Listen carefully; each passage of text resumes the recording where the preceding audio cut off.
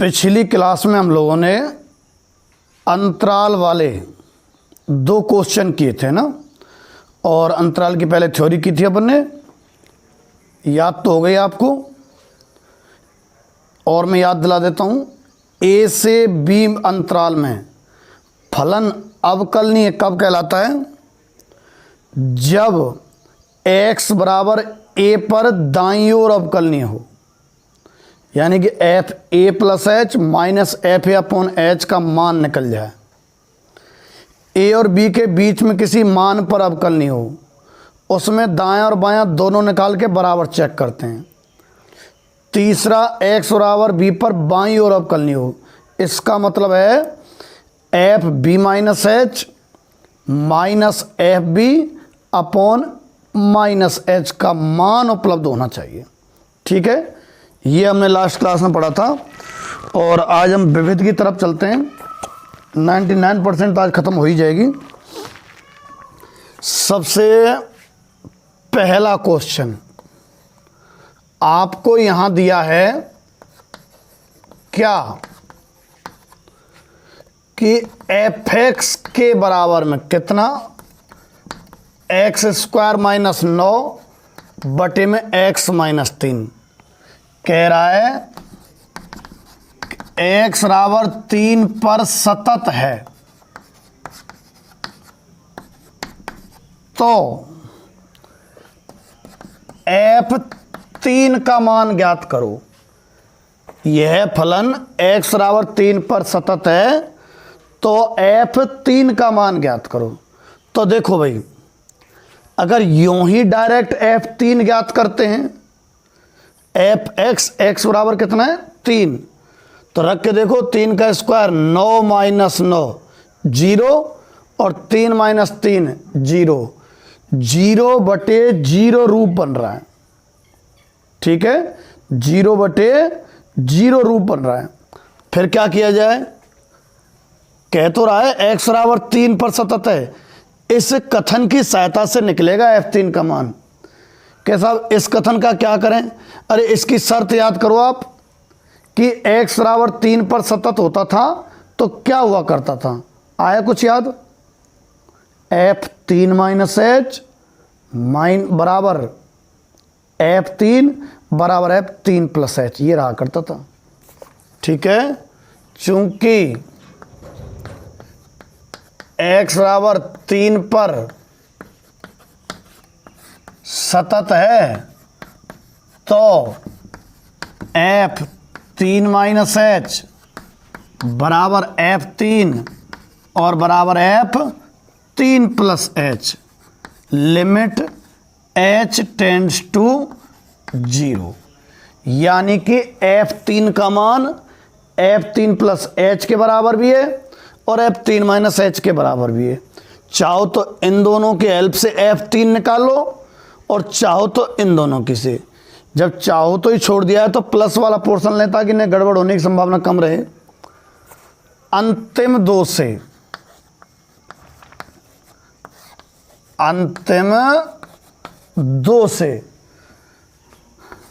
F 3 बराबर limit H tends to 0 F 3 plus H, तो limit H tends to 0 F 3 plus H का मान कैसा आएगा?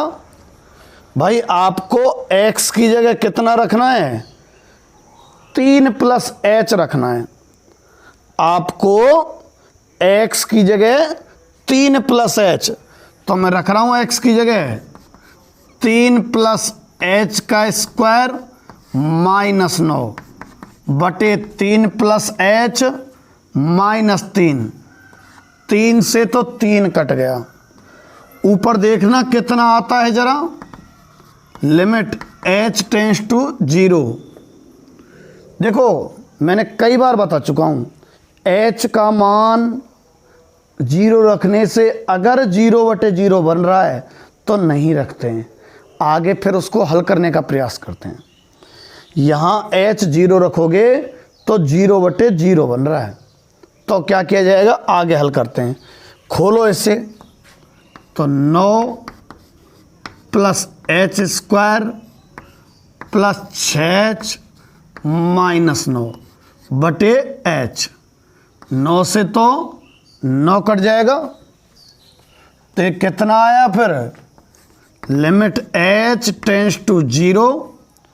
देखो h स्क्वायर प्लस 6h है, उसमें से मैं अगर h कॉमन ले देता हूं तो h प्लस 6 आया और बटे में h से h कट गया।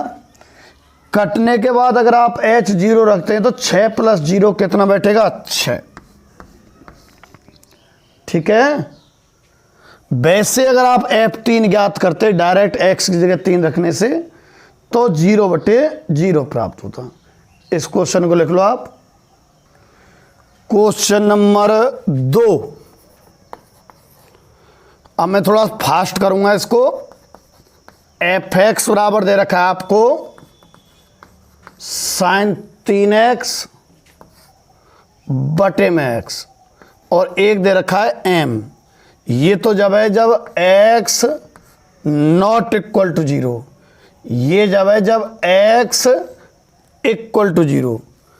अच्छा, x बराबर 0 पर सतत है, ये आपको दिया है, तब m की वैल्यू आपसे पूछी जा रही है, तब m की वैल्यू आपसे पूछी जा रही है। ठीक है। अच्छा देखो, चूंकि 0 पर सतत है, चूंकि x बराबर 0 पर सतत है, तो फिर लिमिट मतलब तीनों मान बराबर हो जाएंगे, सतत है इसलिए। तो कौन कौन, f0 माइनस h, f0 और limit h tends to 0 f0 plus h। ठीक है। Limit h tends to 0 f0 minus h बराबर f0 और बराबर f0 प्लस h। इन दोनों की हेल्प से m की वैल्यू आ जाएगी। तो अंतिम दो से, ठीक है, अंतिम दो कौन है, f0 बराबर limit h tends to 0 f0 plus h। अब मान जमा रहा हूं भाई मैं, f0 का मान तो m है, देखो ये लिख रहा भाई fx x बराबर 0 है ना इसलिए, और f0 प्लस h। पहले तो लिमिट लिख लूं, पहले तो लिमिट लिख लूं, लिमिट लिख दी। अब f0 प्लस h 0 नहीं है, जब 0 नहीं है तो कौन सा वाला काम में लेना है, ये वाला। अच्छा, 0 प्लस h का मतलब h होता है, तो आपको x की जगह h रखना है, साइन 3h अपॉन h। भाई साइन थीटा अपॉन थीटा 1 होता है, बशर्ते थीटा जो यहां है वही अपोन में हो। यहां जो ऊपर है वह नीचे नहीं है, तो क्या किया जाए, समान बनाने के लिए मैं 3 का गुणा कर रहा हूं ऊपर नीचे, अंश बा हर में। तब ये क्या बन जाएगा भाई, 1। यहां से देखो m बराबर फिर आ गया 3। क्यों, चूंकि लगा के लिख देता हूं मैं कि भाई लिमिट h टेंस टू 0, कौन सी वैल्यू 1 हो गई, साइन 3h अपॉन 3h कितना हो चुका है, 1। ये तुम्हारे m का मान आ गया। इसी में लगे हाथ में क्वेश्चन नंबर 3 भी कर देता हूं। देखो पूरा चैप्टर खत्म होने को है। अब अगर मैं बिना थ्योरी के फास्ट सा कर देता हूं तो भी आपको कैच करके लिख लेना है। ठीक है, लगभग विवरण से बताया वैसे तो। अच्छा, क्वेश्चन नंबर 3, यहां fx के बराबर में कितना दिया हुआ है, log 1 plus mx minus log 1 minus mx upon x और k, x not equal to 0, x equal to 0। x बराबर 0 पर सतत है तो k का मान पूछ रहा है। क्या दिया है, x बराबर 0 पर सतत है तो k का मान ज्ञात करें, k का मान ज्ञात करें। अच्छा, x बराबर 0 पर सतत है ना, इसका मतलब तीनों मान क्या हो जाएंगे बे, बराबर। उसी से k का मान आना है। जिनमें कहे ना सतत है तो m का मान ज्ञात करो, k का, p का, l का, जो भी है, तो सतत की शर्त लिख दिया करो आप। लिख रहा हूं मैं, चूंकि x बराबर 0 पर सतत है, अतः limit h tends to 0 f0 minus h बराबर f0 और limit h tends to 0 f0 plus h। किन्हीं दो से मान आ जाया करते हैं। फिर भी आप देखा करना, जिसका मान पूछता है वो सम्मिलित कैसे हो सकता है। एक तो k है यानी कि f0, और एक ये काम में लेना है, ठीक है। इन दोनों को काम में लेना है, यानी कि 0 और चाहो तो 0 प्लस h या 0 माइनस h। तो क्यों ना अंतिम दो काम में लिए जाएं। अंतिम दो,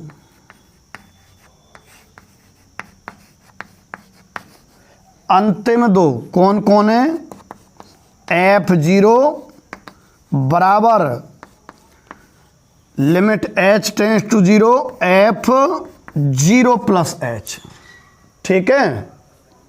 अच्छा, f0 का मान तो कितना है भाई, k है, बराबर लिमिट h टेंस टू 0। अब आप f0 प्लस h का मान जमाओ। 0 प्लस h का मतलब h ही तो है, 0 प्लस h जुड़ के h आएगा, तो आपको x की जगह h रखना है। 0 प्लस h का मतलब h, यानी x की जगह क्या रखना है आपको, h। तो रख रहा हूं मैं log 1 plus mh minus log 1 minus mh upon h। x की जगह 0 प्लस h अर्थात h रख दिया। आगे h का अलग अलग भाग दे रहा हूं मैं, यानी कि k बराबर लिमिट h टेंस टू 0। क्या किया जा रहा है, h का अलग अलग भाग, तो log 1 plus mh upon h minus log 1 minus mh upon h। बहुत ही अच्छा रहे अगर आप ब्रैकेट लगा देते हैं। ब्रैकेट लगाने से मतलब होगा कि h टेंस टू 0 दोनों के काम मानिए। ब्रैकेट नहीं लगाते हैं, अगर इसी प्रकार लिखते हैं तो ये कथन यूं बता रहा है कि लिमिट h टेंस टू 0 केवल और केवल log 1 plus mh upon h के काम की है, ठीक है। तो क्या करेंगे आप, ब्रैकेट लगा देंगे, ठीक। अब एक सूत्र काम आएगा, log 1 plus x upon x कितना रहा करता है भाई, 1। log 1 plus x upon x 1 रहता है। तो दोनों जगह यहाँ और यहाँ समान हो ना, तभी जाके जो है वो 1 रहता है। तो फिर क्या करेंगे, तो इसे मैं वापस इधर लिख रहा हूं, देखो आपको कि k बराबर लिमिट h टेंस टू 0। अब मैं कौन सा सूत्र बना चाह रहा हूं, इधर लिख देता हूं आपके लिए, k limit x tends to 0 log 1 plus x upon x। अरे नहीं याद, भूल गए हो तो अब लिख तो रहा हूं मैं, आप अब से याद कर लो। तो log 1 plus x upon x कितना रहा करता है भाई, 1, बशर्ते x टेंस टू 0 हो, मतलब ये वाली राशि टेंस टू 0 हो और ऊपर से यहां दोनों जगह समान राशि होनी चाहिए, यहां और यहां समान राशि होनी चाहिए। इधर आओ वापस, देखो क्या लिखा हुआ है, log 1 plus M H upon H. चलो h टेंस टू 0 तो है, परंतु यहां और यहां समान राशि नहीं है ना, जबकि हमारा क्या कहना है कि समान राशि होनी चाहिए। इसके लिए मैं m का गुणा कर रहा हूं। अरे ये ढंग से लिख रहा हूं अभी तो, है ना। हाँ अब कह रहा हूं मैं m का अंश व हर में गुणा। तो देखो ये m गुणा और ये m गुणा, कितना हो गया, ये 1 बन जाएगा। देखो मैंने ये के ज्यों की तो लिखा है, बराबर लिमिट h टेंस टू ज्यों की तो लिखा है, पहले log 1 plus M H upon H भी ज्यों की तो लिखा था, बस m का ऊपर नीचे गुणा कर दिया है। माइनस, अब दूसरे हिस्से पा जाओ, log 1 minus M H upon H. अब चूंकि यहां माइनस एम है तो आप अंशवार में कितने का गुणा कर दो, माइनस एम का। नीचे भी कर दिया माइनस एम का गुणा, ऊपर भी कर दिया, जिससे ये क्या हो जाएगा, 1। ये हिस्सा 1, ये हिस्सा 1, उल्टे हाथ पे तो के। अगला समीकरण आने के लिए चिन्ह लगाना पड़ता है ना, बराबर की जगह ये चिन्ह मत लगाना आप। ये वैल्यू तो 1 हो गई, तो कितना बचा, मात्र m, और ये कितना रहा, सही उतारा है क्या मैंने, n तो नहीं था कहीं, देखें, और n था, कौन सा, ये, कोई बात नहीं, मैं इसको n लिख देता हूं, है ना। दूसरे वाले हिस्से में n है, कौन से में, ये वाले में, देखो इसमें ए, दूसरे हिस्से में n है, ठीक है। कहाँ आ गए, यहां आ गए, दूसरे हिस्से में n है, n।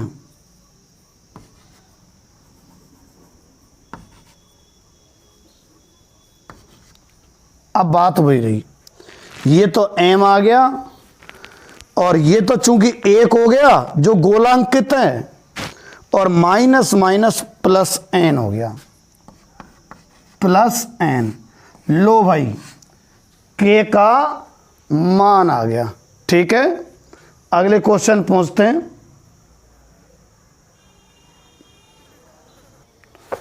क्वेश्चन नंबर 4 आपसे हो जाना है भाई, है ना, निश्चित हो जाएगा। x बराबर 3 पर सतत है ना, तो f3 माइनस एच बराबर f3 बराबर f3 प्लस एच। ध्यान रखना f3 माइनस एच बराबर f3 करना पड़ेगा, क्योंकि लैम्डा है ना, लैम्डा 3 से कम के लिए दे रखा है क्वेश्चन में, तो प्रथम 2 लेने पड़ेंगे इसमें। कौन कौन, f3 माइनस एच बराबर f3, उससे लैम्डा का मान आ जाएगा, ठीक है। अच्छा, क्वेश्चन नंबर 5, आपको f(x) के बराबर में cot x कह रहा है, x बराबर n π/2 पर असतत है, तो n के बारे में पूछ रहा है। ऑप्शन दे रखे हैं कि भाई n प्राकर संख्या होना चाहिए कि n/2, ऐसा कुछ दे रखा है। देखो असतत जब आते हैं जब अनिर्धार्य अपरिभाषित स्थितियां उत्पन्न हो, तो अगर आप ध्यान हो आपको, तो कॉट अनंत कब होता है, 0 पाई 2 पाई 3 पाई। आप ऐसे कर सकते हैं इसको, चूंकि कॉट 0 है ना, cot pi, cot 2 pi, cot 3 pi, यूं। अच्छा, माइनस में भी cot minus pi, cot minus 2 pi, ये सब क्या होता है, अपरिभाषित दिख गया क्या? अपरिभाषित लिखा हुआ है। क्या लिखा हुआ है? अपरिभाषित। यानी कि यदि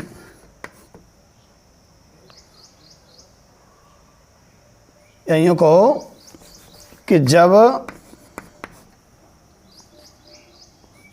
n पाई में, बड़ा n लिया है मैंने, n पाई में n बिलोंग्स टू कोई पूर्णांक हो, ठीक है, यानी कि पाई का गुणज कोई पूर्णांक हो,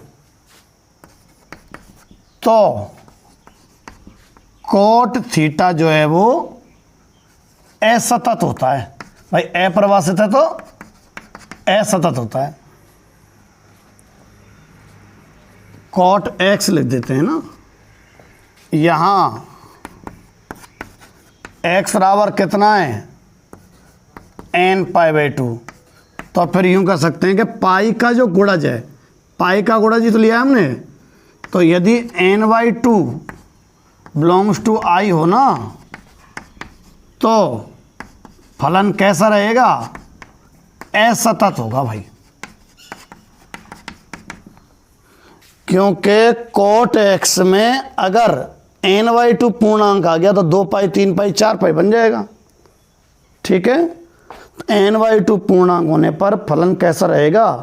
असतत रहेगा। आगे के क्वेश्चन पाइए आप। क्वेश्चन नंबर 6 पे आपको fx x मोड x उन बिंदुओं का समुच्चय ज्ञात करो जिन पर यह अवकलनीय है, ठीक है। आपसे कह रहा है कि उन बिंदुओं को ज्ञात करो जिन पर यह सतत है।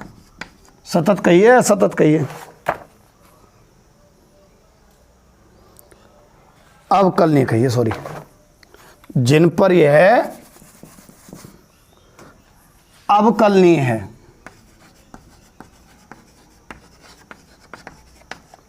ठीक है भाई। तो देखो, पहले तो आप इसको तोड़ो, इसे तोड़ते हैं। तोड़ते कैसे? ध्यान है, क्रांतिक बिंदु लगा के, एक ही तो मोड है, इसके भीतर वाली वैल्यू बराबर 0 कर तो x बराबर 0 आ गया। क्रांतिक बिंदु 0 है इसका, तो यह 2 भागों में टूटेगा, 0 से कम और 0 से अधिक। दिख रहा है साफ? एक तो x लेस देन 0 और एक x ग्रेटर देन 0। तो फलन हो गया fx बराबर, जब x 0 से कम रखेंगे तो नेगेटिव आएगा अंदर, 0 से कम रहे, नेगेटिव ही तो रहे, तो आगे नेगेटिव लगा दो, माइनस x इंटू एक्स। और जब 0 से अधिक रखेंगे तो पॉजिटिव, तो x इंटू एक्स बराबर नीचे वाले में लगा देते हैं प्लस वाले में। यानी कि फलन हो गया, ढंग से लिख रहा हूं मैं, माइनस का एक्स स्क्वायर। कब? जब x लेस देन 0 और x greater than equal to 0 पे प्लस का एक्स स्क्वायर। अब सुनो कैसे करना है इसे। हमें जांच करना है कब ये अवकलनीय है। देखो, एक कथन लिख रहा हूं कि बहुपदीय जो फलन होते हैं, इसी चैप्टर में बता दिए मैंने बहुपदीय फलन कौन से होते हैं। एक्स स्क्वायर प्लस 2x, मतलब बटे में x ना नहीं होना चाहिए, x की पावर जो है 2/3 1/3 -5 ऐसे नहीं होनी चाहिए, एक पूर्ण अंक होनी चाहिए। अगर ऐसा होता है ना, यानी बहुपदीय फलन सदैव अवकलनीय होते हैं। कि साहब ये कथन कहाँ काम आएगा? देखो अभी आएगा। हमें कुछ बिंदु नहीं दिया इस सवाल में, औरों में क्या था, बिंदु दे के रखता था कि x बराबर 3 पे, x बराबर 5 पे, x बराबर 6 पे अवकलनीयता की जांच करो। इसमें कोई बिंदु ही नहीं दिया, तो क्या किया जाएगा? इसका मतलब हर जगह चेक करना है। तो एक तो जीरो से कम के लिए विचार करो, एक जीरो से अधिक के लिए और एक जीरो पे, तीन जगह, जीरो से कम के लिए, जीरो पर और जीरो से अधिक के लिए। तो हम देखें कि x लेस देन जीरो में और x ग्रेटर देन जीरो पर फलन, एक तो एफ एक्स बराबर कितना है लेस देन जीरो में माइनस एक्स स्क्वायर, और दूसरा एफ एक्स बराबर प्लस एक्स स्क्वायर। कैसे फलन है? बहुपदीय हैं। तो इन स्थितियों में क्या होंगे? अवकलनीय होंगे। कौन सी स्थितियों में? लेस देन जीरो और ग्रेटर देन जीरो केस में। कैसा? अब ऐसे तो x इक्वल टू जीरो पर भी हैं, बिल्कुल सही बात है, बहुपदी है, पर सुनो निक, समझ और लीजो संग संग। Graph x less than zero, ठीक है, माइनस का आ रहा होगा कहीं से, यूं आ रहा होगा मान लो ऐसे कुछ, और ग्रेटर देन जीरो कुछ आ रहा होगा। अब बाई चांस ये यूं रह गए दोनों, तो यहीं तो टच नहीं हो रहे ना, मतलब सतत नहीं है ना। सतत ना हो तो अवकल नहीं आ ही ना सके। अवकल ध्यान करूं, स्पर्श रेखा की प्रवणता तक गई। प्रवणता जब आएगी जब स्पर्श रेखा हो, स्पर्श रेखा जब आएगी जब ग्राफ हो। तो अगर बाई चांस ये दोनों ग्राफ टच ही नहीं रहे हो तो भाई लेस देन जीरो पे खूब बढ़िया ग्राफ चल रहा हो, मान लो ई रहे हो, ग्रेटर देन जीरो पे चलो ई रहे हो मान लो, और दोनों टच ही नहीं हो रहे हो, तो बाई चांस जीरो पे टच नहीं हो रहेंगे तो अवकल नहीं होगा नहीं ना। तो इस सवाल में जीरो पर डाउट है मात्र, तो आपको क्या करना है? जीरो पर और चेक करना है, ठीक है। कारण पता चल गया क्या क्या है। x लेस देन जीरो पे तो ये ग्राफ आता जाएगा, जीरो से बड़े पर भी ग्राफ उपलब्ध है, पर ये दोनों ग्राफ बढ़ रहे हैं कि नहीं बढ़ रहे हैं? बढ़ रहे हैं जब तो अवकल नहीं हो जाएगा। बाई चांस यूँ भाई तो ए यहाँ तक आया, फिर अचानक दूसरा यहाँ से स्टार्ट हुआ, तो ये जीरो पर डाउट है कि ये दोनों ग्राफ बढ़ रहे हैं कि नहीं बढ़ रहे हैं। इसकी पुष्टि अभी होती है, चेक कर लेते हैं। जीरो पर अवकल नहीं था तो x बराबर जीरो पर दायां अवकलज निकालो और बायां अवकलज निकालो। तो मैं दायां अवकलज निकाल रहा हूँ, है ना भाई। Limit h tends to zero F zero plus H minus F zero upon में h, ठीक है। तो limit h tends to zero F zero plus H, zero से बड़ा, जीरो से बड़े के लिए ये वाला फलन है, रख दो जीरो प्लस एच का स्क्वायर माइनस एफ जीरो, इसी में रखना है बटे में एच। कुल मिला के इतना आ रहा है, limit H tends to zero H square बटे एच, एच आएगा और आगे आएगा जीरो। कौन? दायां अवकलज। अब x बराबर जीरो पर बायां अवकलज और निकाल रहा हूं।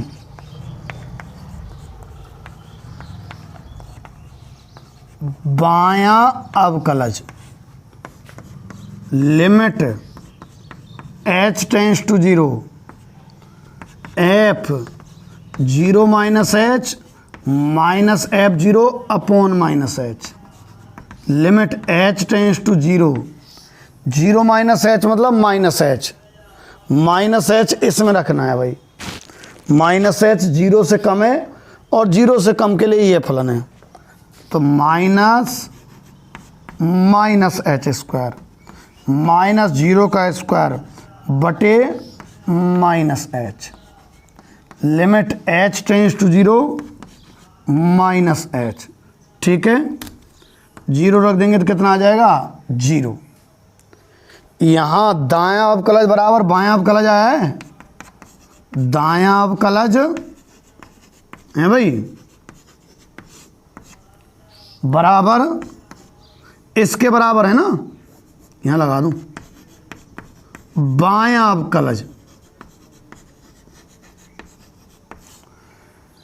दायां अवकलज बराबर बायां अवकलज, अतः फलन x बराबर 0 पर कैसा है? अवकलनीय है। x बराबर 0 पर कैसा कहा जाएगा? अवकलनीय है। तो तुमने इसमें देखा कि x less than 0 greater than 0 पर अवकलनीय है, और x बराबर 0 पर भी अवकलनीय है। 0 से छोटे पर अवकलनीय है, 0 से बड़े पर अवकलनीय है, तो फिर बचा ही क्या? और 0 पर अवकलनीय है, यानी सदैव अवकलनीय है। सदैव मतलब माइनस अनंत से और प्लस अनंत तक। तो मैं लिख रहा हूं, अतः स्पष्ट है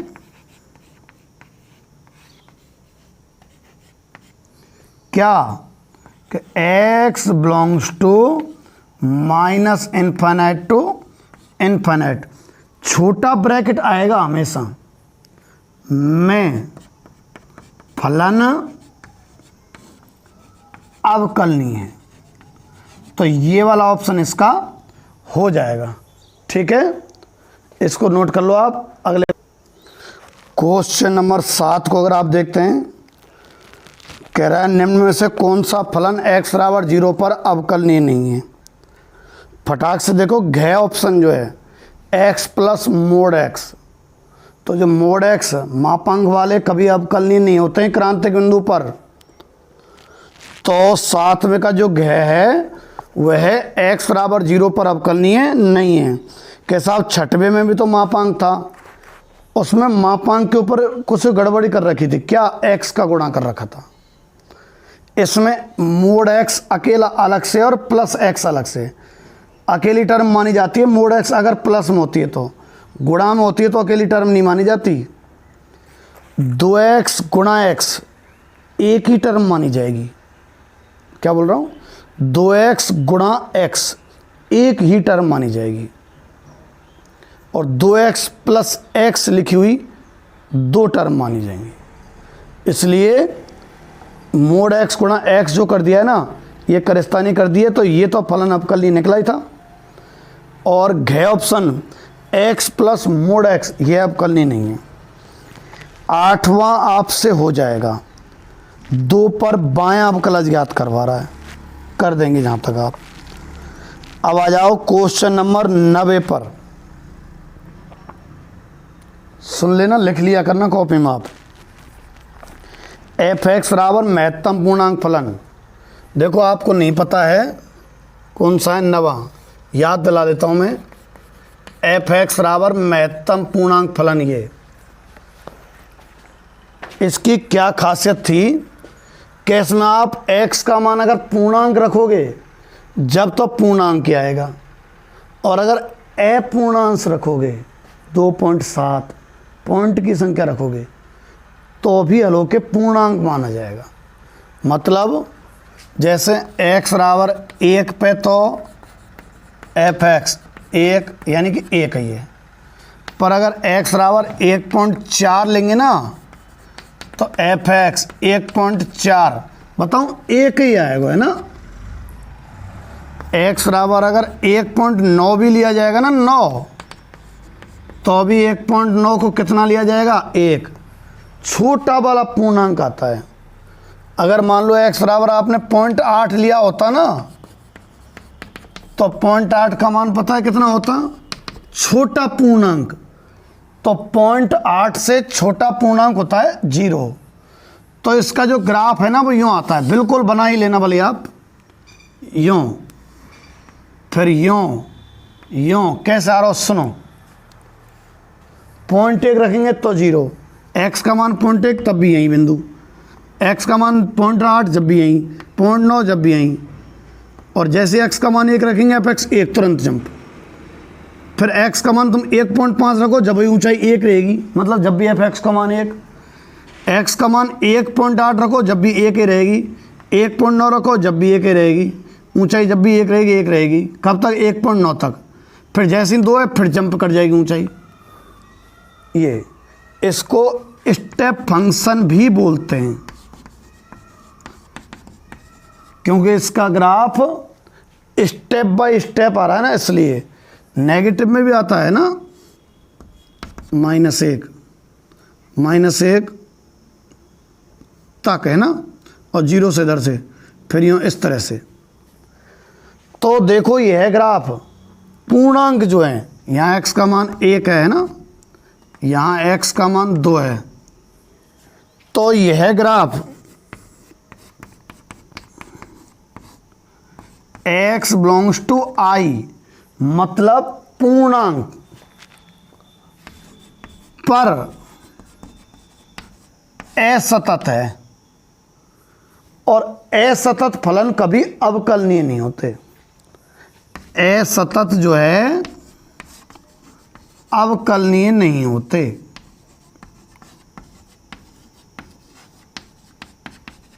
ठीक है, असतत कभी अवकलनीय नहीं होते। तो ये जो फलन है ना, पूर्णांकों पर अवकलनीय नहीं है फिर, है ना, क्योंकि पूर्णांकों की जगह टूट रहा है, ये पूर्णांकों पर